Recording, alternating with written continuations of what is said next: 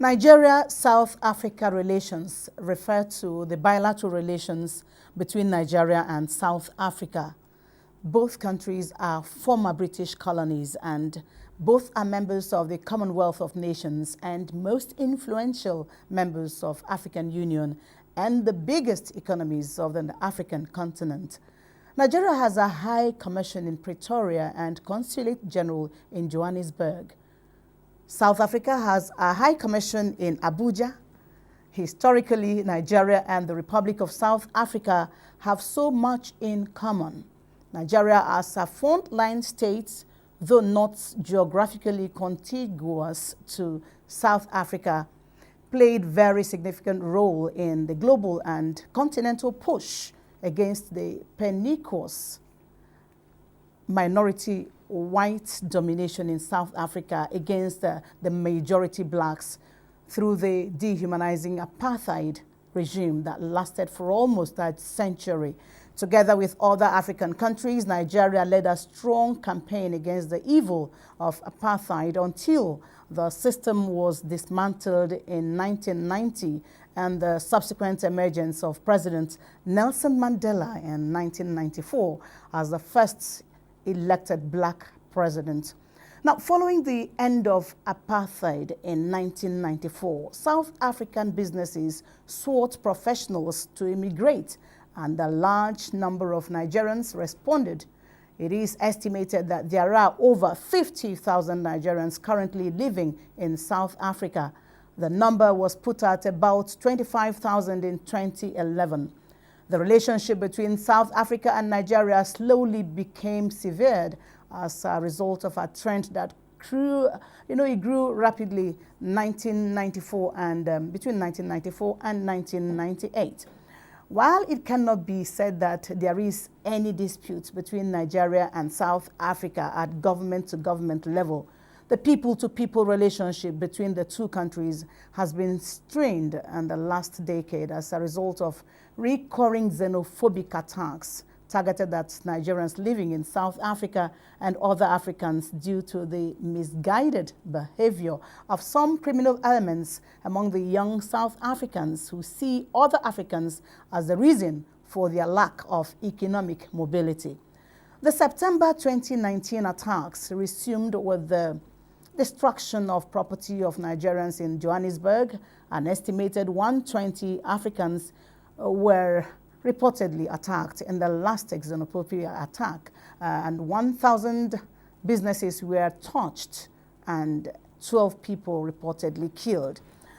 The Nigerian government worked to safely evacuate 600 citizens back home, and sadly, there were reprisal attacks reported in Lagos and Abuja against ShopRite, a major South African retail behemoth. Another factor that possibly stressed the relationship between the two countries at some point was the increasing competition between the two countries for positions at multilateral organizations.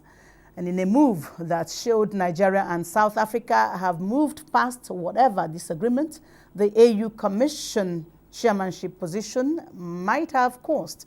South Africa stepped down from the contest for the presidency of the African Development Bank in 2015 and supported Nigeria's candidate, Dr. Akinwumi Adesina, who has served meritoriously and now is on a second term in office.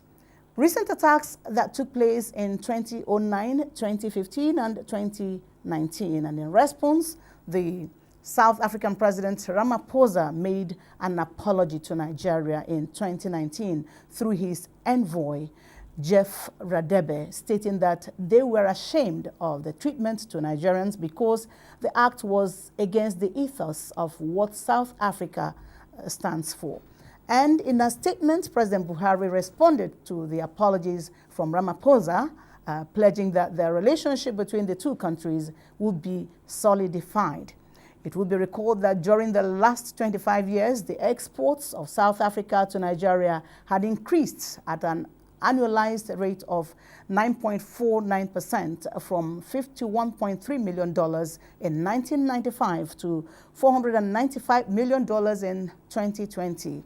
And in the heart of COVID-19 pandemic in 2021, South African President Cyril Ramaphosa visited President Muhammadu Buhari, where the Nigerian leader stressed the need for strengthening of bilateral ties between South Africa and Nigeria. And now to speak more on Nigeria-South Africa relations is High Commissioner of Nigeria to the Republic of South Africa and the Kingdoms of Lesotho and Eswatini, His Excellency Muhammad Haruna Manta. You're welcome to Diplomatic Ties, Your Excellency. Thank you very much for having me. Yes, sir. And I'm Nancy Godiangunihu. Thanks.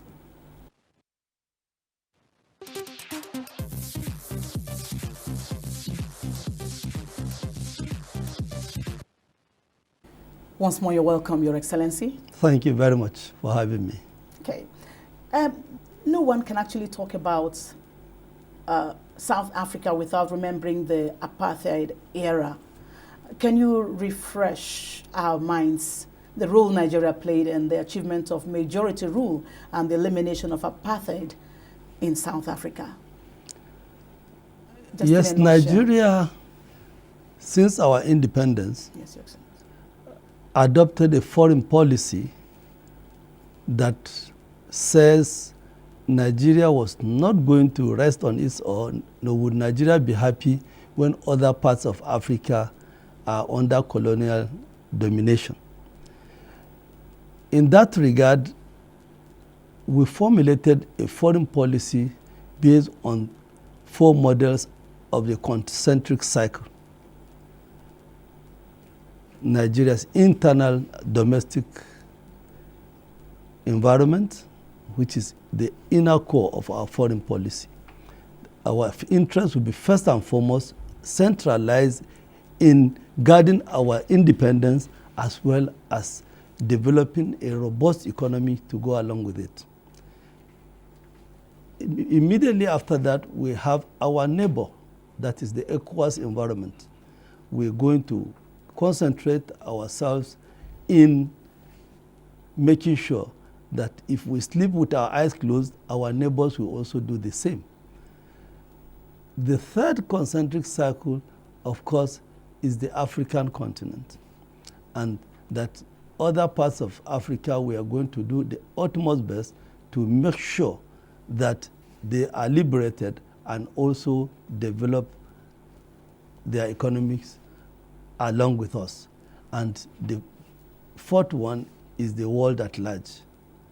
And that is why, having done that, we pursued this policy robustly, and it got to a height during the time of Ambassador Bolaji Akinyemi.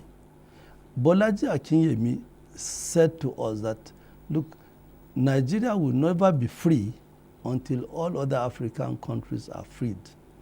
In that respect, we robustly pursued the demise of colonialism in Southern Africa, and all other countries that were under colonial domination became our target. Consequently, Nigeria opened an office, which we call the Frontline Office in Lusaka, Zambia. The first officer I remember who was posted to man that office was Ambassador Aina of blessed memory. May his soul rest in peace. Mm-hmm. He worked along with the frontline states in robustly pursuing the demise of apartheid. As a follow-up, the United Nations, in spite of the opposition from most of the Western powers, adopted Nigeria motion and created the Anti-Apartheid Committee. The Anti-Apartheid Committee was chaired by Nigeria for 5 years straight, and through that forum, we were able to put more pressure until Pig Botha accepted that apartheid was evil and must be dismantled in 1990. Nigeria actually did a lot, mounted pressure. A lot. We, apart from creating the office in Zambia, yes, and getting the United Nations to adopt a motion establishing the Anti-Apartheid Committee, Nigeria also put aside, I wouldn't tell you how much now, but it was good money then. Yeah, if students were levied and all that, I mean, even students were levied. Yeah. That was how committed Nigeria as a country was. That even students were levied, in spite of the you've actually established it. Nigeria. Yes. So Nigeria established it, and we also, in addition, housed some of the anti-apartheid fighters. We used to call them cadres, or they called themselves cadres at that time. And permit me to say that you see Zimbabwe, starting from Angola benefited a lot from that anti-apartheid committee and the pursuit by Nigeria, as well as Zimbabwe. We had Joshua Nkomo and Mugabe here in Lagos, where we kept drumming into them. They were on exile? They were in exile. They couldn't go back. So they were in exile. And from South Africa, the first ambassador, I remember, came to represent the ANC and later became president of South Africa, was Thabo Mbeki. We received Thabo Mbeki in Lagos, and he schooled in Lagos, in Nigeria. He did his up to master's degree in Nigeria. So he is like a Nigerian. And today Nigeria will beat her chest. We can beat our chest and say, we've done so much for Southern Africa. And now many Nigerians are of the view that the Republic of South Africa, after the attainment of majority rule, don't show adequate appreciation to Nigeria for her efforts, both materially and diplomatically in the struggle for both the elimination of apartheid and majority rule. What do you have to say here? Do you share that view? No, it is not quite correct, because Nigeria and South Africa, at the official level, particularly the diplomatic level, we relate very well, and it is that relationship that gave birth to the metamorphosis of the AU. If you remember, it used to be OAU, the Organization of African Unity, now metamorphosed to African Union. Yes. South Africa and Nigeria played prominent roles in addition to the efforts of Algeria and the others. So we have been relating with them. We have also related very well at the multilateral forum, especially at the UN. You could see, as even the recent Ukraine war, Nigeria and South Africa were on the same plate, and we acted in unison with South Africa. We also have acted in unison for the creation of the Africa Peer Review Mechanism, whose headquarters is in South Africa. Nigeria and South Africa said, look, we have to come together to have interest in each other's economies, as well as establishing good governance on the African continent. And the Africa Peer Review Mechanism was aimed directly at ensuring good governance on the continent. South Africa and Nigeria acted in unison in forming that. Secondly, Nigeria and South Africa are in unison in the establishment of the Africa Continental Free Trade Area, with headquarters now in Accra, Ghana, and with the first Director General also in South Africa. But Nigeria and South Africa, we are in the forefront of establishing the Africa Continental Free Trade areas. And you cannot get a better cooperation than that. I can also tell you that Nigeria values relationship with South Africa, which now culminated in the establishment of the Nigeria-South Africa Binational Commission to upgrade the relationship between two countries from a joint commission to a binational. It's no mean achievement. That means both countries value the relationship that Thank you, Your they Excellency. have. It means that you're not of the same view with some political analysts who see the bilateral relations between Nigeria and South Africa as more of rivalry and all that. No. I want to go for a break now. You're watching Diplomatic Ties, and we have His Excellency Muhammad Haruna Manta, High Commissioner of Nigeria to the Republic of South Africa and the Kingdoms of Lesotho and Eswatini in the studio, letting us in on relations between Nigeria and South Africa. Diplomatic Ties continues in a moment.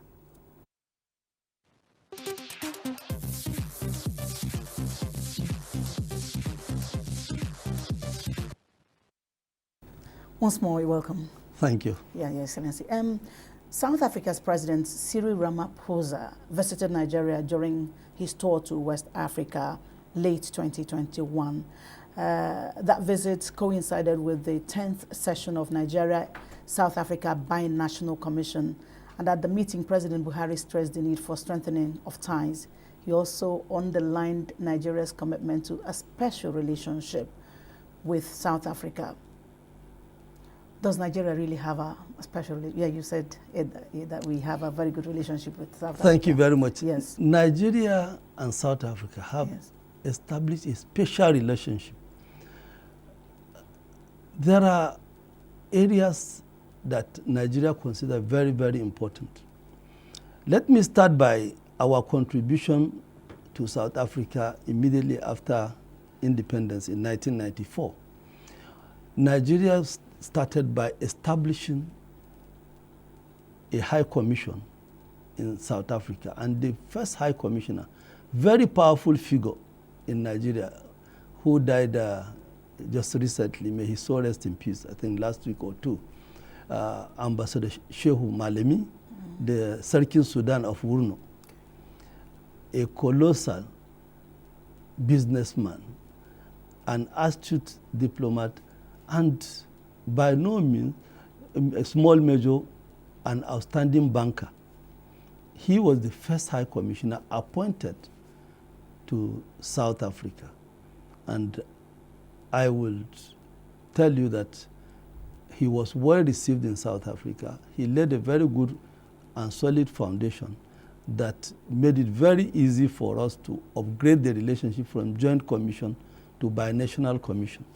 So when President Buhari visited South Africa in 2019 to attend the first binational, let me put it, but the ninth, we call it ninth because it was just an upgrade. So to attend the ninth binational commission meeting, so many areas were strengthened. For instance, we assisted South Africa greatly with manpower. That manpower assistance helped in no small way in stabilizing the public service in South Africa. Okay. After independence, there was an exodus of the whites from the public service, even from the business sector. Some of them left for Australia, and those who remained were very dormant and refusing to contribute to the public sector development. Nigeria's specialists in both the medical, we sent so many medical professionals to South Africa, so many lawyers and judges to South Africa, so many bankers to South Africa. And today, if you see those Nigerians in South Africa, they are held in very high esteem, very, very high esteem. And that is why when you made your introduction, you said about over 50,000. Yes. These are only the professionals.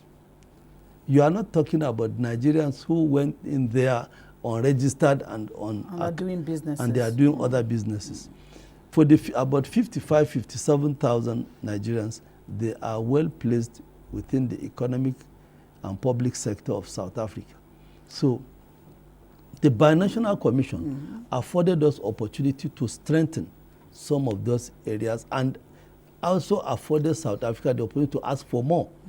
For instance, we, in the 19th Binational Commission, other areas of cooperation included all sectors of defense, the Minister of Defense was included and streamlined. Okay. So all the defense sectors, the security sectors. This 10th session of the Binational Commission, Yes.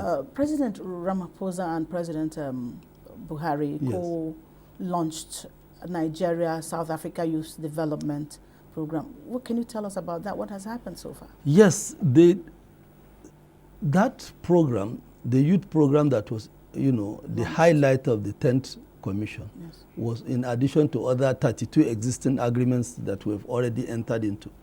So this was with particular focal point on the youth development. One, President Buhari is very much aware that South Africa do not do what we call history in their curriculum. So some of the boys coming up now, or the younger generation coming up now, have no inkling as to what contributions of Nigeria has been to South Africa. So they need to know. Mm-hmm. And we can only do that. Xenophobic attacks. Yes, when to stop xenophobic attacks, you need to have them interact. It is the younger boys and girls that go out on the streets. It is them that are prone to violence. Mm-hmm. So, but if you get them to interact more often, they will be able to know themselves better and appreciate themselves better, as well as acknowledge where their talents converge and they can do much better. Consequently, South Africa appointed a youth ambassador for that country, mm-hmm. who leads, and Nigeria also has a youth ambassador to South Africa. Mm-hmm. So they're actually working on the youth. They are actually, we are working on the youth. Knowing that some of these problems are from the youth. Yes, and I can tell you that from the 10th Binational Commission, the youths have had not less than 9 meetings, although most of it, because of COVID, most of it had been virtual. But the leadership of the youth group, they are meeting more often. And not long ago, the South Africa youth ambassador, she was in Nigeria here to meet her counterpart. Okay, but let's talk trade now and whatever. We understand that one big source of barrier to bilateral economic growth of Nigeria and South Africa is the lack of visa on arrival policy, which would have eased movement of goods and people. Yes. Are there efforts to get this sorted? One of the highlights of the 10th Binational Commission was this issue you've highlighted now, the issue of visas. And because of that, the National Commission established 2 forums that will address that. The first is the Immigration and Consular Forum, which we call Immigration and Consular Forum, mm-hmm. which must meet twice annually, mm-hmm. to assess and streamline consular problems and immigration issues. We also established what we call the mid-session assessment forum, which must be chaired by the ministers of the 2 countries.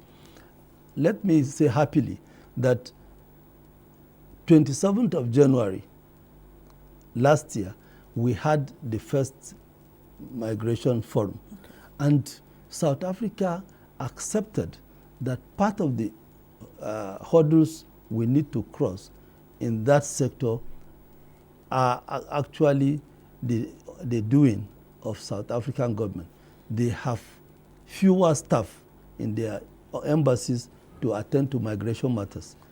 In the whole of Abuja, only 1 immigration officer to attend to about 100 applications per day submitted by Nigerians. That's not good enough. So it's not good enough. But they accepted. Time is actually not our friend. Let me ask you this last question. What principles should Nigeria adopt in future bilateral relations with South Africa and perhaps other African countries for the good of the African continent, especially with the seeming scramble for Africa by developed countries as China, Russia, and France, US? All of them are scrambling for Africa. So what kind of leadership are these 2 countries going to bring the issues are multifaceted, but I will take the ones that are very obvious. Yes. The obvious impediment we're having to trade are the barriers. We have what we call trade barriers, double taxation.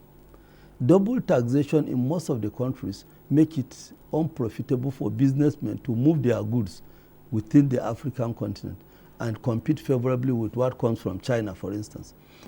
Secondly, the obvious one is that we do not have a means of exchange where we will pay for services and goods using our own currency. The African continent doesn't have.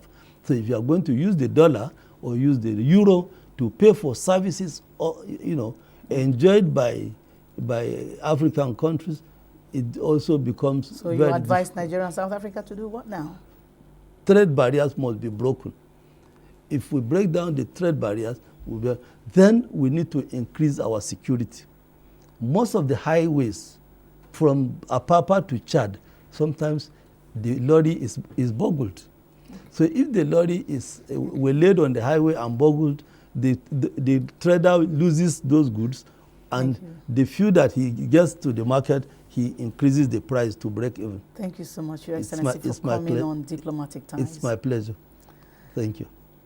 That has been His Excellency High Commissioner of Nigeria to the Republic of South Africa and Kingdoms of Lesotho and Eswatini, His Excellency Muhammad Haruna Manta, laying bare Nigeria-South Africa relations. For sure, the two countries with their pivotal roles and positions in Africa have no choice than to work together to deepen trust, love, trade and investment, including the political will to put their citizens and the entire Africa where they belong in the world of today, where Africa is the beautiful bride. Thanks for watching Diplomatic Ties. On behalf of the crew, this is Nancy Godiangonihu signing off.